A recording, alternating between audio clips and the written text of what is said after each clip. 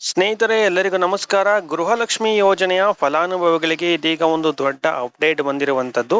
So ಇನ್ನು ಮುಂದೆ 2,000 ರೂಪಾಯಿ ಹಣವನ್ನ ಪಡೆಯೋದಕ್ಕೆ ಫಲಾನುಭವಿಗಳು ದೃಢೀಕರಣವನ್ನ ಮಾಡಿಸೋದು ಕಡ್ಡಾಯ ಆಗಿರುವಂತದ್ದು. ಅಂದ್ರೆ ವೆರಿಫಿಕೇಶನ್ ಅನ್ನ ಮಾಡಿಸ್ಬೇಕಾಗುತ್ತೆ. ಸೊ ಹಾಗಾದ್ರೆ ಯಾರಿಗೆ ಈ ಒಂದು ವೆರಿಫಿಕೇಶನ್ ಮಾಡಿಸ್ಬೇಕು, ಏನು ದಾಖಲೆಗಳು ಬೇಕು?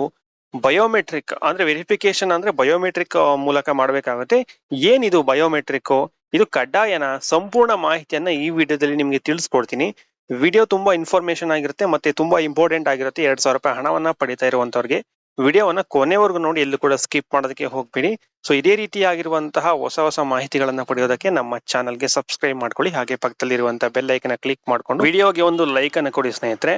ಹೌದು ಸ್ನೇಹಿತರೆ, ರಾಜ್ಯ ಸರ್ಕಾರದ ಮಹತ್ವಾಕಾಂಕ್ಷಿ ಯೋಜನೆ ಗೃಹಲಕ್ಷ್ಮಿ ನಿಮ್ಗೆಲ್ಲ ಗೊತ್ತಿದೆ. ಪ್ರತಿ ತಿಂಗಳು 2,000 ರೂಪಾಯಿ ಬರುತ್ತೆ. ಈ ಒಂದು ಯೋಜನೆಯಲ್ಲಿ ಸರ್ಕಾರಕ್ಕೆ ಈಗ ಕೆಲವು ಅನರ್ಹರು ಕೂಡ ಯೋಜನೆಯ ಲಾಭವನ್ನ ಪಡಿತಾ ಇದ್ದಾರೆ ಅನ್ನುವಂತಹ ಮಾಹಿತಿ ಗೊತ್ತಾಗಿರುವಂತದ್ದು ಅವರ ಗಮನಕ್ಕೆ ಬಂದಿರೋದ್ರಿಂದ ಫಲಾನುಭವಿಗಳ ವಿವರಗಳನ್ನ ನವೀಕರಣ ಮಾಡುವಂತಹ ಪ್ರಕ್ರಿಯೆಯನ್ನ ಆರಂಭ ಮಾಡಿದೆ ಅಂತಾನೆ ಹೇಳ್ಬೋದು. ಸರ್ಕಾರ ನಿಮ್ಗೆ ಹಳೆಯ ವಿಡಿಯೋಸ್ಗಳಲ್ಲೂ ಕೂಡ ನಿಮ್ಗೆ ತಿಳಿಸ್ಕೊಟ್ಟಿದ್ದ ಬಯೋಮೆಟ್ರಿಕ್ ಸಿಸ್ಟಮ್ ಅನ್ನ ತರ್ತಾರೆ. ಮತ್ತೆ ಈಗ ಪತ್ತೆ ಮಾಡುವಂತ ಅಂದ್ರೆ ಅನರ್ಹರನ್ನ ಪತ್ತೆ ಮಾಡುವಂತ ಕಾರ್ಯವನ್ನ ಮಾಡ್ತಾ ಇದ್ದಾರೆ ಅಂತ ನಿಮ್ಗೆ ಹೇಳಿದೆ.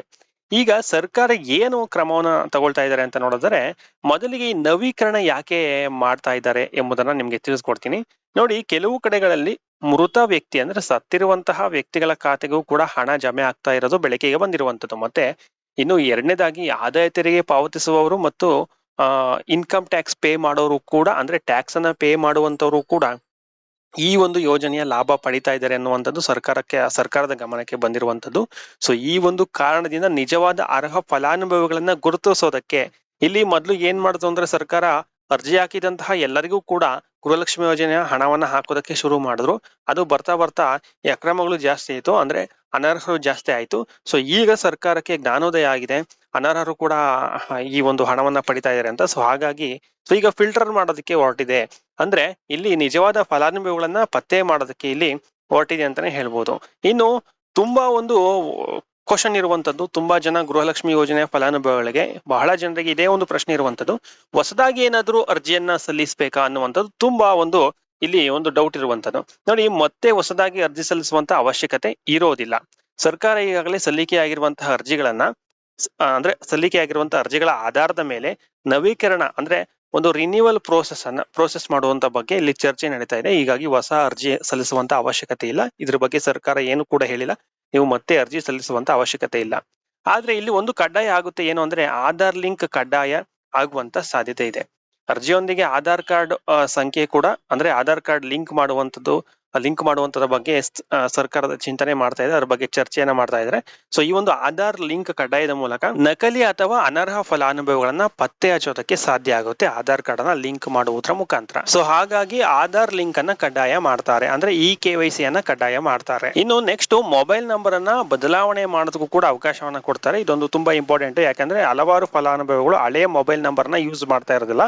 ಸೊ ಅದನ್ನ ಬಿಟ್ಟು ಬೇರೆ ನಂಬರ್ ನ ಯೂಸ್ ಮಾಡ್ತಾ ಇರ್ತಾರೆ, ಅಂದ್ರೆ ನಂಬರ್ ಅನ್ನ ಚೇಂಜ್ ಮಾಡ್ಕೊಂಡಿರ್ತಾರೆ. ಸೊ ಮೊಬೈಲ್ ಸಂಖ್ಯೆ ಬದಲಾವಣೆಗೂ ಕೂಡ ಅವಕಾಶ ನೀಡೋದಾಗಿ ಸರ್ಕಾರ ಇಲ್ಲಿ ಚರ್ಚೆ ಮಾಡ್ತಾ ಇರುವಂತದ್ದು.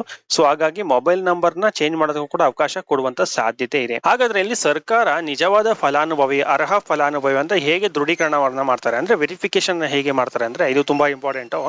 ಫಲಾನುಭವಿಯ ಬಯೋಮೆಟ್ರಿಕ್ ಪಡೆದು ಅರ್ಜಿಯನ್ನ ರಿನಿವಲ್ ಮಾಡುವಂತ ಸಾಧ್ಯತೆ ಇದೆ. ಅಂದ್ರೆ ಥಂಬ್ ಪ್ರಿಂಟ್ ಮುಖಾಂತರ, ಅಂದ್ರೆ ಹೆಬ್ಬೆಟ್ಟಿನ ಗುರುತಿನ ಮೂಲಕ, ಅಂದ್ರೆ ನೀವು ಪ್ರತಿ ತಿಂಗಳು ರೇಷನ್ ತಗೊಳ್ಳುವಾಗ ಏನು ಹೆಬ್ಬೆಟ್ಟಿನ ಗುರುತನ್ನ ಕೊಡ್ತಿರಲ್ಲ, ಸೊ ಆ ರೀತಿಯಾಗಿ ದೃಢೀಕರಣವನ್ನ ಮಾಡ್ತಾರೆ. ಇಲ್ಲಿ ಮತ್ತೊಂದು ತುಂಬಾ ಇಂಪಾರ್ಟೆಂಟ್ ಆಗಿ, ಬಯೋಮೆಟ್ರಿಕ್ ಮಾಡುವಂತ ಸಂದರ್ಭದಲ್ಲಿ ಇನ್ನೊಂದು ತುಂಬಾ ದೊಡ್ಡ ಸಮಸ್ಯೆ ಇದೆ. ಏನು ಅಂದ್ರೆ, ಬಯೋಮೆಟ್ರಿಕ್ ಆಗದೆ ಇರುವಂತದ್ದು. ಅಂದ್ರೆ ನೀವು ನೋಡಿರ್ಬೋದು, ರೇಷನ್ ತಗೊಳ್ಳುವಂತ ಜಾಗಗಳಲ್ಲಿ, ಅಂದ್ರೆ ನ್ಯಾಯಬೆಲೆ ಅಂಗಡಿಗಳಲ್ಲಿ ಅಥವಾ ನೀವು ಉಚಿತ ರೇಷನ್ ಇನ್ನು ಅಕ್ಕಿಯನ್ನ ತಗೊಳ್ತಿರಲ್ಲ, ಅಲ್ಲಿ ಕೆಲವ್ರದ್ದು ಹಿರಿಯ ನಾಗರಿಕರದು, ಅಂದ್ರೆ ವಯಸ್ಸಾಗಿರುವಂತವ್ರದ್ದು, ಸೊ ಬೆರಳಚ್ಚೆಲ್ಲ ಹೋಗ್ಬಿಟ್ಟಿರುತ್ತೆ, ಅಂದ್ರೆ ಹೆಬ್ಬೆಟ್ಟಿನ ಗುರುತೇನಿರುತ್ತೆ ಆ ರೇಖೆ ಎಲ್ಲ ಹೋಗ್ಬಿಟ್ಟಿರುತ್ತೆ. ಆ ರೇಖೆ ಹೋದಂತ ಸಂದರ್ಭದಲ್ಲಿ ಹೆಬ್ಬೆಟ್ಟಿನ ಗುರುತನ್ನ ಇಟ್ರೆ, ಅಂದ್ರೆ ಹೆಬ್ಬೆಟ್ಟಿನ ಗುರುತನ್ನ ಕೊಟ್ರೆ ಅಲ್ಲಿ ಸಿಸ್ಟಮ್ ತಗೊಳ್ಳೋದಿಲ್ಲ. ಅಂದ್ರೆ ಅಲ್ಲಿ ರೇಖೆ ಹೋಗಿರೋದ್ರಿಂದ, ಎಲ್ಲ ಅಳಿಸೋಗಿರೋದ್ರಿಂದ ಅದು ಸಿಸ್ಟಮ್ ಅಲ್ಲಿ ರಿಸೀವ್ ಮಾಡ್ಕೊಳ್ಳೋದಿಲ್ಲ. ಸೊ ಆಗ ಏನ್ ಮಾಡ್ತಾರೆ ಅಂದ್ರೆ, ಸೊ ಇಂಥ ಸಂದರ್ಭದಲ್ಲಿ ಇಲ್ಲಿ ಏನ್ ಮಾಡ್ತಾರೆ ಅಂದ್ರೆ, ರೆಟಿನಾ ಸ್ಕ್ಯಾನ್ ಮಾಡುವಂತ ಸಾಧ್ಯತೆ ಇರುತ್ತೆ, ಅಂದ್ರೆ ಕಣ್ಣಿನ ಸ್ಕ್ಯಾನ್ ಅನ್ನ ಮಾಡ್ತಾರೆ. ಅಥವಾ ಫೇಸ್ ರೆಕಗ್ನೇಷನ್ ಮೂಲಕವೂ ಕೂಡ ಇಲ್ಲಿ ದೃಢೀಕರಣ ಮಾಡುವಂತಹ, ಅಂದ್ರೆ ಬಯೋಮೆಟ್ರಿಕ್ ಮಾಡುವಂತ ಸಾಧ್ಯತೆ ಇರುತ್ತೆ. ತಂಬ್ ಆಗಿಲ್ಲ ಅಂದ್ರೆ ರೆಟಿನಾ ಸ್ಕ್ಯಾನ್, ಅಂದ್ರೆ ಕಣ್ಣಿನ ಸ್ಕ್ಯಾನ್ ಅನ್ನ ಮಾಡ್ತಾರೆ. ಅದು ಏನಾದ್ರು ಆಗ್ಲಿಲ್ಲ ಅಂದ್ರೆ, ಅಥವಾ ಫೇಸ್ ರೆಕಗ್ನೇಷನ್ ಮೂಲಕ ನಿಮ್ಮ ದೃಢೀಕರಣವನ್ನ ಮಾಡ್ತಾರೆ. ಒಟ್ಟಿನಲ್ಲಿ ಬಯೋಮೆಟ್ರಿಕ್ ಮಾಡೇ ಮಾಡ್ತಾರೆ. ಯಾವ್ದಾದ್ರು ಈ 3 ವಿಧಾನದಲ್ಲಿ ಯಾವ್ದಾದ್ರು ಒಂದು ವಿಧಾನದಲ್ಲಿ ಮಾಡೇ ಮಾಡ್ತಾರೆ. ಓಕೆ, ನೆಕ್ಸ್ಟ್ ಈಗ ಎಲ್ಲಿ ಹೋಗಿ ದೃಢೀಕರಣ ಮಾಡಿಸ್ಬೇಕಾಗುತ್ತೆ, ಯಾವ ಸೇವಾ ಕೇಂದ್ರಗಳಲ್ಲಿ ಹೋಗಿ ದೃಢೀಕರಣ ಅಂದ್ರೆ ಬಯೋಮೆಟ್ರಿಕ್ ಅನ್ನ ಮಾಡಿಸ್ಬೇಕು ಅಂತ ನೋಡೋದಾದ್ರೆ ಕರ್ನಾಟಕವನ್ನು, ಗ್ರಾಮವನ್ನು, ಬೆಂಗಳೂರನ್ನು ಮತ್ತೆ ಬಾಪೂಜಿ ಸೇವಾ ಕೇಂದ್ರಗಳಲ್ಲಿ ಈ ಒಂದು ಬಯೋಮೆಟ್ರಿಕ್ ಅನ್ನ ಅಂದ್ರೆ ಗೃಹಲಕ್ಷ್ಮಿ ಯೋಜನೆಯ ಬಯೋಮೆಟ್ರಿಕ್ ಅನ್ನ ಮಾಡ್ತಾರೆ. ನಿಮ್ಮ ಹತ್ತಿರದಲ್ಲಿ ಯಾವ್ದಿರುತ್ತೆ, ಕರ್ನಾಟಕವನ್ನ, ಗ್ರಾಮವನ್ನ, ಬೆಂಗಳೂರನ್ನ ಅಥವಾ ಬಾಪೂಜಿ ಸೇವಾ ಕೇಂದ್ರನ, ಸೊ ಹತ್ರದಲ್ಲಿ ಯಾವ್ದಿರುತ್ತೆ ಅಲ್ಲಿ ಹೋಗಿ ನೀವು ಬಯೋಮೆಟ್ರಿಕ್ ಅನ್ನ ಮಾಡಿಸ್ಬೇಕಾಗುತ್ತೆ. ಓಕೆ, ನೆಕ್ಸ್ಟ್ ಡಾಕ್ಯುಮೆಂಟ್ಸ್ ಏನೇನ್ ಬೇಕಾಗುತ್ತೆ ಅಂತ ನೋಡೋದಾದ್ರೆ ಬಯೋಮೆಟ್ರಿಕ್ ಮಾಡೋದಕ್ಕೆ ಆಧಾರ್ ಕಾರ್ಡ್ ಬೇಕಾಗುತ್ತೆ, ಮೊಬೈಲ್ ನಂಬರ್ ಬೇಕಾಗುತ್ತೆ, ಮತ್ತೆ ನೀವು ಗೃಹಲಕ್ಷ್ಮಿ ಯೋಜನೆಗೆ ಅರ್ಜಿಯನ್ನ ಸಲ್ಲಿಸಿರ್ತೀರಲ್ಲ ಅದರಲ್ಲಿ ನಿಮ್ಗೆ ಒಂದು ಅಪ್ಲಿಕೇಶನ್ ನಂಬರ್ ಬಂದಿರುತ್ತೆ, RD ನಂಬರ್ ಅಂತ ಬಂದಿರುತ್ತೆ. ಸೊ ಆ ಒಂದು ನಂಬರ್ ಬೇಕಾಗುತ್ತೆ. ಸೊ ಇಷ್ಟು ಡಾಕ್ಯುಮೆಂಟ್ಸ್ ಇರೋ ಸಾಕು. ಮತ್ತೆ ರೇಷನ್ ಕಾರ್ಡು ಈ 4 ಡಾಕ್ಯುಮೆಂಟ್ಸ್ ಇರೋ ಸಾಕು. ನೀವು ಆರಾಮಾಗಿ ಬಯೋಮೆಟ್ರಿಕ್ ಅನ್ನ ಮಾಡಿಸಬಹುದು. ಸೊ ಇದು ಬಿಟ್ಟು ಬೇರೆ ಏನಾದ್ರೂ ನಾವು ಮಾಹಿತಿಯನ್ನ ಕೊಡ್ಬೇಕಾ ಅಥವಾ ಡಾಕ್ಯುಮೆಂಟ್ ಅನ್ನ ಕೊಡ್ಬೇಕಾ ಅಂತ ನೋಡೋದಾದ್ರೆ ಇಲ್ಲಿ ದೃಢೀಕರಣ ಮಾಡುವಂತಹ ಅಥವಾ ರಿನಿವಲ್ ಮಾಡುವಂತಹ ಸಂದರ್ಭದಲ್ಲಿ, ಬಯೋಮೆಟ್ರಿಕ್ ಅನ್ನ ಮಾಡುವಂತಹ ಸಂದರ್ಭದಲ್ಲಿ ಕ್ಯಾಸ್ಟ್ ಸರ್ಟಿಫಿಕೇಟ್ ಅಲ್ಲಿ ಇರುವಂತಹ RD ನಂಬರ್ ಅನ್ನ ಕೇಳುವಂತ ಸಾಧ್ಯತೆ ಇರುತ್ತೆ. ಹಾಗಾಗಿ ಕ್ಯಾಸ್ಟ್ ಸರ್ಟಿಫಿಕೇಟ್ ಅನ್ನ ರೆಡಿ ಇಟ್ಕೊಂಡಿರಿ, ಅದನ್ನು ಕೂಡ ಕೇಳುವಂತ ಸಾಧ್ಯತೆ ಇರುತ್ತೆ. ಇನ್ನು ಬಹಳ ಇಂಪಾರ್ಟೆಂಟ್ ಆಗಿ ಈ ಒಂದು ಬಯೋಮೆಟ್ರಿಕ್ ಅಂದ್ರೆ ದೃಢೀಕರಣ ಯಾವಾಗ್ಲಿಂದ ಸ್ಟಾರ್ಟ್ ಆಗುತ್ತೆ ಅಂತ ನೋಡೋದಾದ್ರೆ ಸರ್ಕಾರ ಹೇಳ್ತಿರುವಂತ ಪ್ರಕಾರ ಇನ್ನೊಂದು ವಾರದಲ್ಲಿ ಶುರುವಾಗುವಂತ ಸಾಧ್ಯತೆ ಇದೆ ಅಂತ ಹೇಳ್ತಿದ್ದಾರೆ. ಆದ್ರೆ ಕರೆಕ್ಟ್ ಆಗಿ ಎಕ್ಸಾಕ್ಟ್ ಆಗಿ ನಿಖರವಾಗಿ ಇನ್ನೂ ಕೂಡ ಡೇಟ್ ಅನ್ನ ಕೊಟ್ಟಿಲ್ಲ, ಟೈಮಿಂಗ್ ಅನ್ನ ಕೊಟ್ಟಿಲ್ಲ. ಸೊ ಅದು ಬಂದ ತಕ್ಷಣ, ಅಧಿಕೃತವಾಗಿ ಆದೇಶ ಬಂದ ತಕ್ಷಣ ನಿಮ್ಗೆ ಖಂಡಿತವಾಗ್ಲೂ ತಿಳಿಸ್ತೀನಿ. ಸೊ ಹಾಗಾಗಿ ವೇಟ್ ಮಾಡ್ತಾ ಇರಿ. ಆ ಒಂದು ಅಧಿಕೃತ ಆದೇಶ ಬಂದ ತಕ್ಷಣ ನಿಮ್ಗೆ ಖಂಡಿತವಾಗಿ ತಿಳಿಸ್ತೀನಿ. ಕೊನೆಯದಾಗಿ ಗೃಹಲಕ್ಷ್ಮಿ ಯೋಜನೆಯ ಹಣವನ್ನ ಯಾರೆಲ್ಲ ಪಡಿತಾ ಇದ್ದೀರಾ ಅವರೆಲ್ಲರೂ ಕೂಡ ಈ ಒಂದು ಬಯೋಮೆಟ್ರಿಕ್ ಅನ್ನ ದೃಢೀಕರಣವನ್ನ ಮಾಡಿಸ್ಲೇಬೇಕಾಗುತ್ತೆ. ಸರ್ಕಾರ ಒಂದು ಡೇಟ್ ಅನ್ನ ಕೊಟ್ಟ ನಂತರ ನೀವು ಹತ್ತಿರದಲ್ಲಿರುವಂತಹ ಸೇವಾ ಕೇಂದ್ರಗಳಲ್ಲಿ ಹೋಗಿ ದೃಢೀಕರಣವನ್ನ ಮಾಡಿಸಿ. ಯಾರೆಲ್ಲ ಹಣವನ್ನ ಪಡಿತಾ ಇದ್ದಾರೆ ಗೃಹಲಕ್ಷ್ಮಿ ಯೋಜನೆಯಿಂದ ಇದು ಮಾಡಿಸ್ಲೇಬೇಕು. ಇಲ್ಲಾಂದ್ರೆ ನಿಮ್ಗೆ ಮುಂದಿನ ದಿನಗಳಲ್ಲಿ ಹಣ ಬರೋದಕ್ಕೆ ತುಂಬಾ ಪ್ರಾಬ್ಲಮ್ ಆಗುತ್ತೆ. ಸೊ ಈ ಒಂದು ವಿಡಿಯೋವನ್ನ ಆದಷ್ಟು ಬೇರೆಯವ್ರಿಗೂ ಶೇರ್ ಮಾಡಿ, ಅಂದ್ರೆ ಹಣವನ್ನ ಪಡಿತಾ ಇರುವಂತವ್ರಿಗೆ ಶೇರ್ ಮಾಡಿ, ಅವರು ಕೂಡ ಯೂಸ್ ಆಗುತ್ತೆ. ಇದರ ಬಗ್ಗೆ ಹೆಚ್ಚಿನ ಅಪ್ಡೇಟ್ ಅನ್ನು ನೆಕ್ಸ್ಟ್ ವಿಡಿಯೋದಲ್ಲಿ ಮುಂದಿನ ವಿಡಿಯೋಸ್ಗಳಲ್ಲಿ ತಿಳಿಸ್ಕೊಡ್ತೀನಿ. Thank you for watching.